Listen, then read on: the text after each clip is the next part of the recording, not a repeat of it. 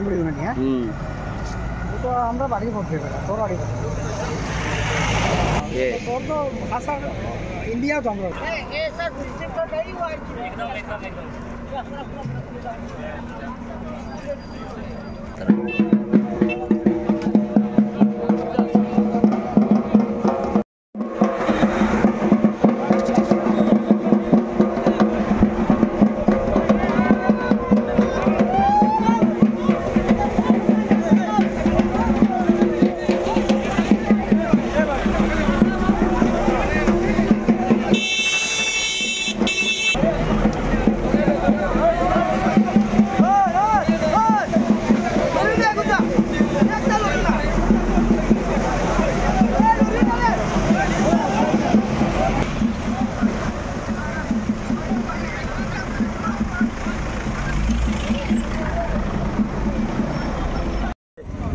এবং এই মুখ্যমন্ত্রীর উপর সত্যিকারের সবাই সমস্ত আসামের জনগণের মানুষের আস্থা বিশ্বাস আছে। মাননীয় মুখ্যমন্ত্রী যেভাবে কথা দেন, মুখের কথাগুলো বাস্তবায়ন করে থাকেন।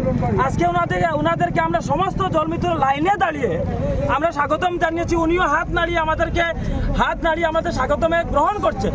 এবং আমাদের এডিসি ম্যাডাম এবং আমাদের এক্সিকিউটিভ ম্যাজিস্ট্রেট উনি দায়িত্বভার নিয়েছেন। 11 জনের একটা প্রতিনিধি দল আমাদের শিলচরের ডিসির মাধ্যমে মুখ্যমন্ত্রীর সঙ্গে আলোচনার টেবিলে বসিয়ে দিবেন। আমরা মনে করি আজকে স্বাগতমের সুফল হয়েছে। এবং সেই আলোচনার টেবিলে মুখ্যমন্ত্রী যদি আমাদেরকে আশ্বস্ত এবং আমাদের দাবগুলা মেনে না নেন, তাহলে আগামী ডিসেম্বরের ভিতরে গণতান্ত্রিক পদ্ধতিতে ভয়াবহ আন্দোলন করে তুলব।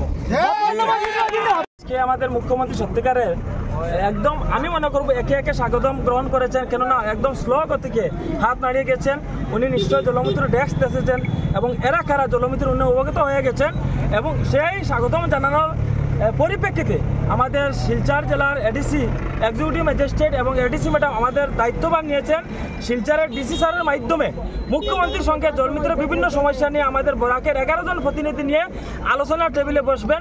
আমাকে কোন সময় আলোচনার টেবিলে সময় দিবেন এডিসি ম্যাডাম এক্সিকিউটিভ ম্যাজিস্ট্রেট উনি আপনাদের সবার সামনে কথা দিয়েছেন। আমি মনে করবো আমাদের এই আলোচনার টেবিলে বসার পর মুখ্যমন্ত্রী আমাদের দাবি মেনে নেবেন, এই আশা এবং ভরসা রেখে আমরা আজকে জলমিত্র যারা আছি মুখ্যমন্ত্রীকে আমরা আবারও স্বাগতম জানিয়ে আগামী আলোচনার টেবিলে আমরা মনে করবো আমাদের দাবিগুলো মুখ্যমন্ত্রী মেনে নেবেন এই বলে আজকের আমরা সুস্বাগতম থেকে আমরা প্রত্যাহার করছি।